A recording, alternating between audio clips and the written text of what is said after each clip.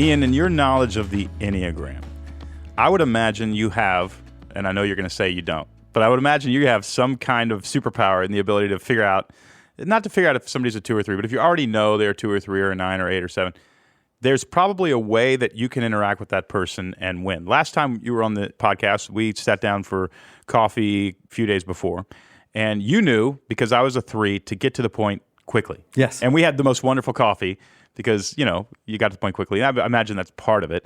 But now I'm curious to bring you back on the podcast and say, help us understand how to win with a 1, and if we do this with a 1, we're going to lose. And how to win with a 2, but if you do this with a 2, you're going to lose. And I'm not just talking about negotiation. I'm talking about just in relationships, right? I know that my wife is a 6. Whenever I want to do something, go on a vacation to this town or whatever, my wife will want to Google it, and it always scares me because she's going to find something to be afraid of if she Googles this thing. I also know that if my wife is worried or anxious about something, because she's a 6, to take it seriously, not to dismiss it. That's a really winsome strategy with my wife. Not that I have strategies with my wife, but it's a kindness to her to take her anxiety seriously. And it helps her calm down when she knows she's not alone in being concerned about these things. We are meeting with designers to help us build a pool at the house. You cannot imagine the dangers. I didn't even know there were dangers around a pool that were like the color of the bottom of the pool has to be a certain color in case, a child is swimming on the bottom. We need to know where the child is. Those kinds of things which would never occur to me. But if I say, no child is going to get lost in the bottom of the pool, it hurts our marriage. Mm-hmm. So I would imagine, and she's a 6, so I would imagine there's something like that for every type. And I want to talk about how can we win and how can we lose unintentionally with each type. And I think you got some insight. I hope so. I hope so too. Let's go in order. We will start with 1 and go to 9. 1 is I call him the perfectionist. What do you call the 1? Oftentimes, they're called the perfectionists. A word that I came up with that I really like is the improvers. That's really more accurate than perfectionist. And actually, if I interact with 1s, they can sometimes feel like they're kind of micromanaging you or whatever. It's helped me to understand they are really assuming you want to be perfect, and they are helping you do that. Yes. When I don't want to be perfect. But they're assuming that, and I go, okay, they're not actually being condescending. No. 1s really want to make the world a better, if not a perfect place. They are very ethical. They can be super loyal, but they have standards that they want to reform the world. How do we win with a 1? And if we do this with a 1, we're going to lose. So as we go through each type, let me give a 1-sentence explanation of the unconscious motivation that drives each of these types, because that's really going to help you in an umbrella sense of understanding the interior architecture of each of these personality types, right? You said it. These are meticulous, hardworking, reliable, responsible, get it done right the very first time if you ask them to do something. 1s are motivated by a need to perfect themselves, others, and the world. And you're correct. They have probably higher internal standards than any other number on the Enneagram. Yeah. And if they're not very aware, they tend to go on autopilot and try to get the world to conform to those high internal standards, of course, which neither they or anyone else can do. Right. Right. So, these are remarkable people when they are going through life with really high levels of emotional intelligence, as is true with all the other types. If you want to win with a 1, okay, there are lots of ways to do it, but fundamentally keep in mind that's their unconscious motivation. A couple of other things with 1s. Always be clear about your expectations. They want to know, how can I fulfill responsibly and reliably the expectations of the other person? What does winning look like? You got to let them know what winning looks like. You ought to give them the deadline that you want the material by. Be clear about what you want, and then they're pretty great. A healthy 1, gosh, they'll get it done right the first time. You won't have to do multiple drafts. Right. Mm-hmm. I think one of the ways that you can lose with a 1 is cut corners. Or ask them to cut corners, or just be on a team with a 1 and you start cutting corners, they're going to go a little haywire. So a 3 oftentimes will cut corners to cross the goal line. Right. Like, let's just get there. Oh, we have to do what? Well, let's just bend that rule. Right. You know what I mean? To get there, or that protocol, let's just skip it, right? That is not good news to a 1. Like, a 1 will be like, I don't like it when people bend rules and guidelines and established policies. I like everything to be ordered, and we need to follow the rules, because if we're not, that's a commentary on our ethical standards, our work standards. You know what I mean? It's like, nope, we got to stick to the plan. And so that's going to be a lose with a 1 if you want them to cut corners. It's going to be a lose with a 1 if you don't keep in mind that they're very, very worried about making mistakes. It's catastrophic in their thinking at times, right? And so, again, making mistakes equals not getting loved or accepted in survival.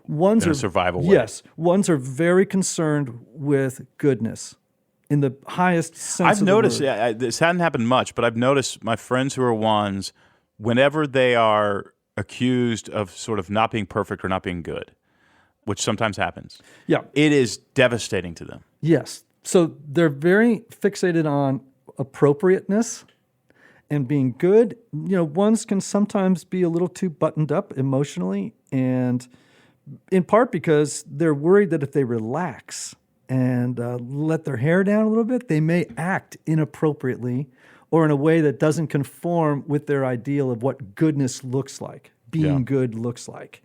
So again, you know, if you can understand this stuff, you not only will get the best out of another human being, you're really, in the context of work or relationships, you're drawing out the best from them. You're not presenting unnecessary obstacles and hurdles to good relationship. Right. And you're eliminating all the, you know, the sort of what I call the drag coefficients in the relationship, and the inefficiencies. Yeah. You can get rid of them by just being smart about who different people are. Super helpful to know how one thinks and how we need to interact with them. I love the idea of giving very clear expectations, to pausing, especially for a 3 myself and a visionary sort of strategic leader. My whole thing is we'll figure out how to do it as we go along, but here's where we're going to go. We'll figure out what we're going to do, you know, at step 2, step 3. But, you know, here's step 10. I don't know 2 through 9, but we're going to head towards step 10, and that's going to drive a 1 crazy. Yes, so keep them informed. Yeah. Of what's going on. So even a small call saying, hey, I just want to tell you I had a meeting, something shifted a little bit, some of the expectations may have changed. I want to run this by you. How do you feel about, rather than them finding out in a meeting 3 days later? Exactly. Would be helpful with a 1. Yes, and it would also, remember, 1s want to be, they value things like being respectful. Yeah. So, and you might get resistance a little bit, and you're going to maybe need to help them get over it about changes in plans.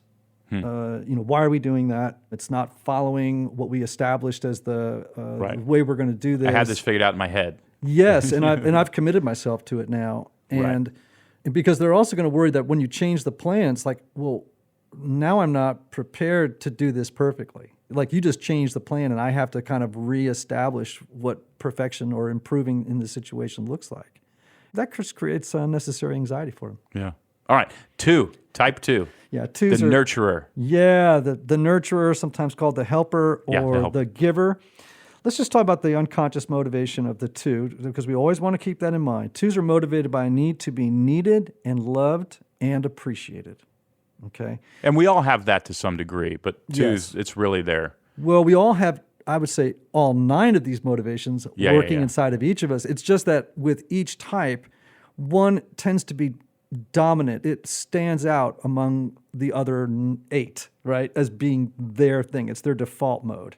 With 2s, you always have to remember that they are the most interpersonal number on the Enneagram. They wake up thinking about relationships. They go to bed at night thinking about relationships. Life is all about seeing through the lens of the relational sphere, right? So if you want to win with a 2, for example, if you're working with a 2, you got to put them in a place where there's a lot of foot traffic. They will die on the vine unless they're leaning into their superpower, which is attunement to other people's feelings, and being able to, you know, empathize and be present to other people and meet their needs. By the way, like in a business setting, they are, you know, one of the most image conscious numbers on the Enneagram. And so in a business setting, I mean, you want them to be the first person people meet when they come in the door. Yeah. Because nobody will make you shine.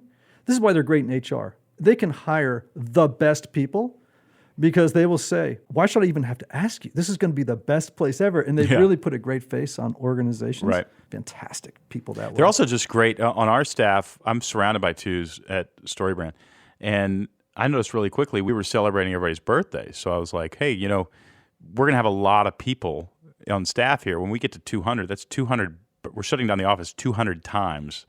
And the response to that was, okay, well, let's also celebrate their work anniversary. So we doubled it. Just kind of, oh my gosh, this is unfreaking believable. This is not sustainable. But we have this incredible workplace culture that everybody really loves. Yeah, and you can feel it, by the way, because I've been in your offices and your cult around your folks quite a bit. You can feel that energy. And I think that's one thing leaders have to understand. Every culture, I think, has a type, a dominant type. And when you walk in, you feel it. And you will feel if it's a healthy version of that type or an unhealthy version. We did the IQ9 test for our organization. Yep. You have an assessment that's the best on the planet. And you can do it as an individual, but you can also do it for your organization. We did it as an organization. And our type was... 2. Yeah. I thought it was really interesting. Yeah. The 2s are winning. The 2s are winning. And you can you can feel it when you come in the door. You feel safe. You feel valued. Tim comes up to you with a huge smile on his face. He's excited to see you. He's beaming. JJ's the same way. I mean, that's a great way to walk into an organization. Right. You came once, and then a year later, we sent you flowers for the anniversary of you coming through our door. Hey, but by the way, do you see, by the way, how that compliments you as a 3? Like, oh my gosh, it saves, yeah. Yeah, I oftentimes tell 3s, you do have to stop every now to celebrate the successes and not move on to the next thing too quickly. You also have to staff your liabilities, and your type is going to have some liabilities. So for you to surround yourself, to be very driven, very visionary, very strategic, all that matters is getting the ball in the end zone, that person needs to be surrounded by 2s, or they're going to burn a lot of bridges without them knowing they're doing it. They're going to burn people out without them knowing they're doing it. So 2s are critical in our organization. Where in another organization, they may not be critical, but because the leader's a 3 with a 4 wing, not even a 2 wing, that became important for us. So it's really important to know who your people are and how they function. I'm curious, how do we win with a 2? If you consistently do this with a 2, you're going to make them feel great. You're going to help them become better people. You cannot say enough the following phrase, I see you and I so appreciate you. 2s need a... Tim's over there nodding his head. Well, you need a continual supply. Tim, I see you nodding your head. Yeah, man. And I appreciate the way you're doing it. Now, you don't, as a 3, you don't need that as much. You would actually... It's like, okay, go. Yeah, move on. Let's go. Right. But you too have a need, which would be, and we can get to this when we hit 3s in a second, which is you need to hear, I admire you. Yeah, you know what? That does feel good. I think even more than that, I see you as successful or you're somebody who wins, but that's a form of admiration. Yeah, and you don't necessarily need to hear it, though. You'll pick it up in somebody. You don't need someone to say, oh, Don, I admire you. And that's great. But you can see it as a 3 in body posture, in their eyes, in the way they might defer to you at other times, your expertise. Yeah. All of that signals to you that you are admired, and that gives you energy. When I think about that and I feel what it feels like, it feels good, it helps me to go, okay, what would a person be like if they felt that when they were connecting deeply with somebody? That's a 2, right? Or when they were creating a perfect system that improved the world and reformed somebody, that's a 1. So I think we all think, boy, it's really weird. That's a 1 is weird, a 2 is weird, a 7 is weird. But then you get to your own, and you're like, oh, okay, well, everything suddenly makes sense. It's just, Biggest problem I oftentimes see with leaders in business is the assumption that your way of seeing the world is normal. Right. That's a big mistake. And if you project that onto others, you're not motivating all 8 other kinds of people. Or in your marriage. Oh, gosh, yeah. Why do you want to make me you? Yeah. Why can't you value and see what I bring to the table and bake into your calculations that difference is good? Difference is good, right? 2s, you win by saying, I see you, I appreciate you. Of many things. I think that's a big one. That's one of them. You lose with a 2. You can hurt them or hurt the relationship if you do what? If you try to give critical feedback to a 2, you have to do it far more carefully than you would with a 3 or a 7 or an 8. They take criticism. Do they take criticism harder than a 1? I always thought 1s would take criticism hardest. It's different.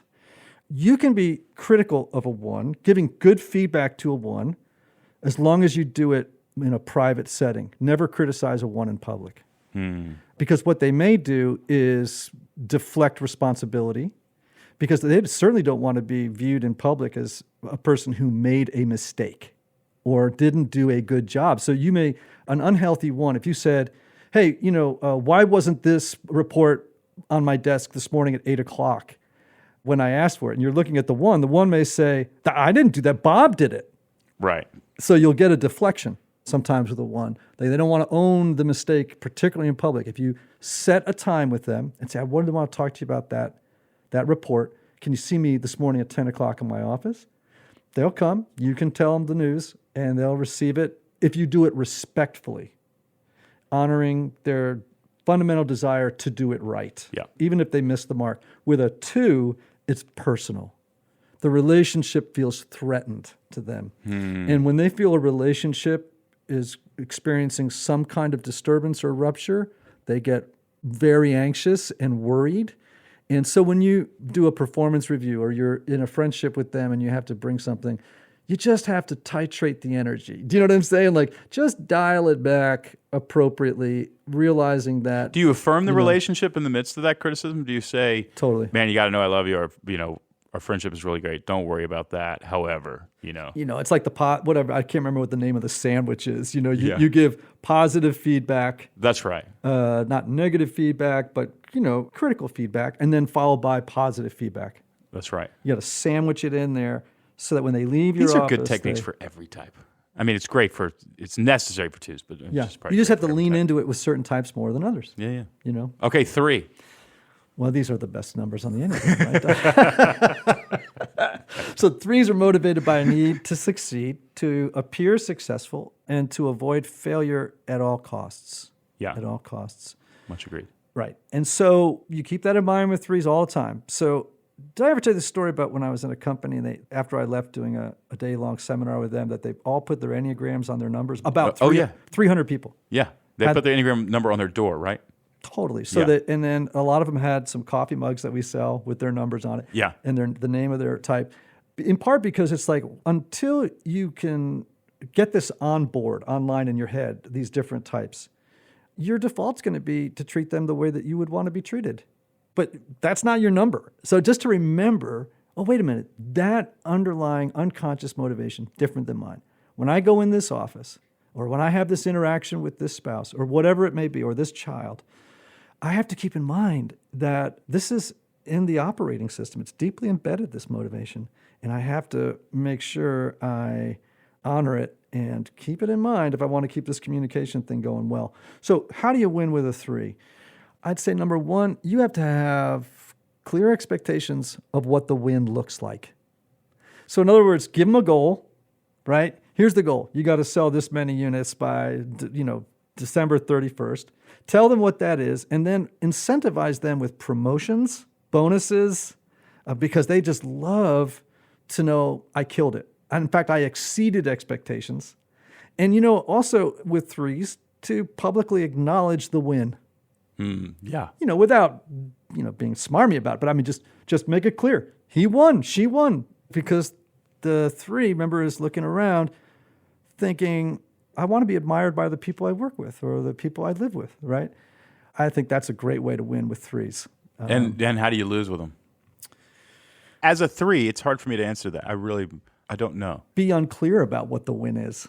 You know what I'm saying? Like, they'll get a little depressed if they don't know. I find that even in conversations, I think of it as being profit-oriented, where even having coffee with somebody, my mind is trying to figure out what we're trying to accomplish and whether or not we accomplished it.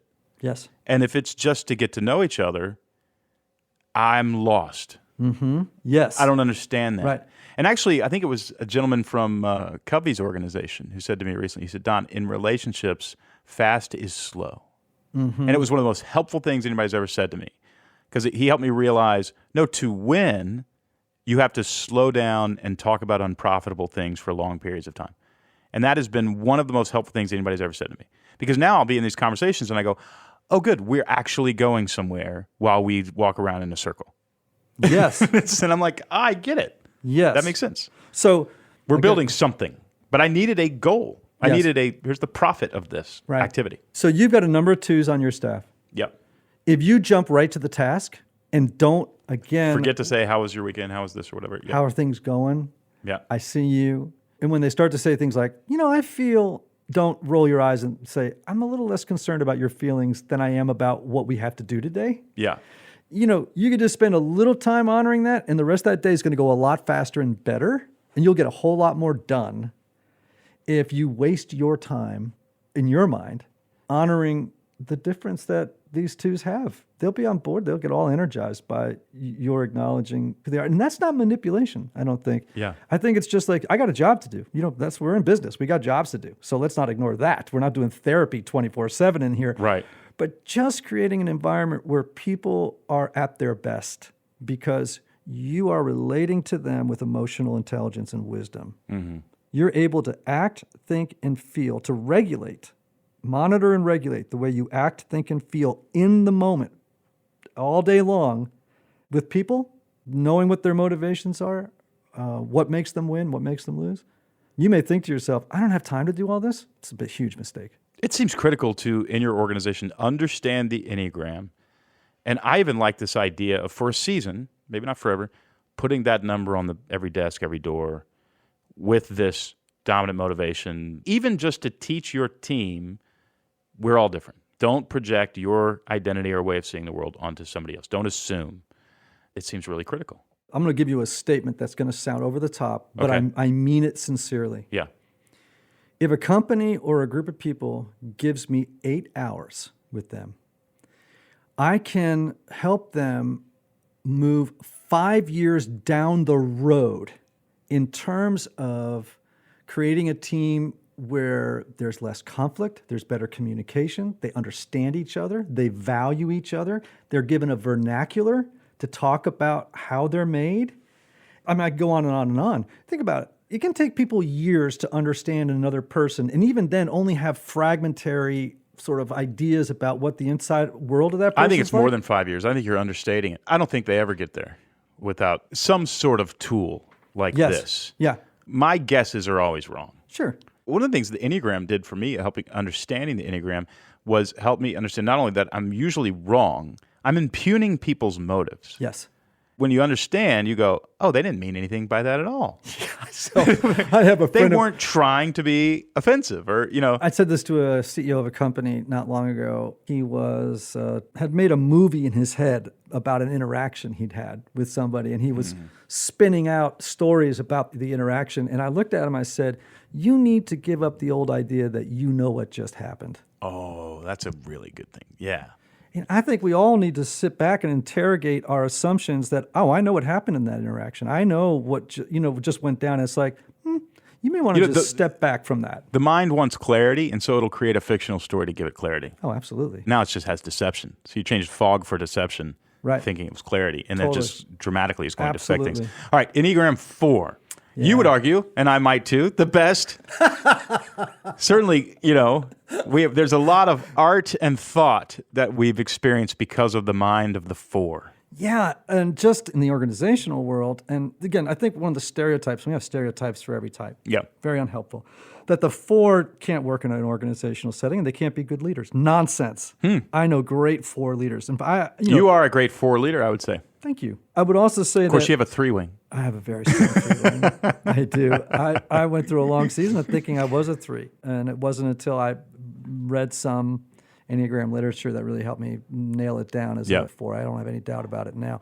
But 4s, I can tell you right now, could be every bit as ambitious as a 3 for different reasons. But they can definitely be ambitious, driven, visionary, charismatic. But, they come with their liabilities and their assets. So the 4's fundamental underlying assumption, motivation, is a need to be special and unique to make up, I think, for what they perceive as a fundamental deficiency in their makeup, right? They can't name it. They just have a sense of it. Something's not right about me. Yeah, so you sort of have a little bit of the outsider looking in dynamic. Right. Nose pressed against the glass. There's something different about me. And some days they'll be like grandiose in a way because they'll be like, there's something special about me. And other days they'll be devaluing themselves about the difference, the feeling of being an outsider. If you want to win with a 4 in an organizational setting or anywhere, really, make sure that you're always communicating to them how much you value their unique insight and that you see it. Again, 4s kind of, I think, go through life with the sense that nobody really sees me. Nobody can understand, including me, my inner depths, because they are pretty bottomless for the 4. So to say to them, your imagination is incredible, because it is. Like, it's crazy how creative and imaginative they are. Another way to help a 4 win is to help them not over-rely on their emotional world, but to also use critical thinking to balance it out. To go to 1. When 4s are healthy, they go to 1. Yeah. So they need to become a little thinking. bit more linear in their thinking, to sort of relegate, if you will, or regulate. Right. So like 3s, 1s can put feelings aside, not as deftly as a 3 can do it, but they can, in order to get the job done responsibly, on time, in a way that's really good, that conforms to those high internal standards. 1s are pragmatists in some ways. 3s are as well. 4s are idealists. I meet 4s all the time who are like, I thought I was a 1 because I thought I had that inner critical voice. Well, they do, but for a different reason. It's because they're idealists. 1s see mistakes in the environment or in a plan or whatever. 4s see what's missing. And it's a nuanced difference. This is why sometimes a not very self-aware 4 can kind of go through life perpetually disappointed. You know what I mean? Things don't live up to the ideal, right? Yeah. In a way. But 1s would say, this doesn't conform to my standards. Yeah. And those are two very, very different things. So you are special. You are unique. I love your imagination. This is food for a 4. And so this is another way to win with the 4. You don't have to agree with what a 4 brings to the table, right? If they have an idea, you're in a planning session. Right? The 4 brings an idea. You don't have to agree with them or incorporate it into the plan, but you better say to them, I understood your idea. I heard it and I understood it. We're not going to execute on it or integrate it into what we're going to do, but I want you to know I thought it was imaginative. I appreciated the angle, which was different than everybody else's at the table. Yeah.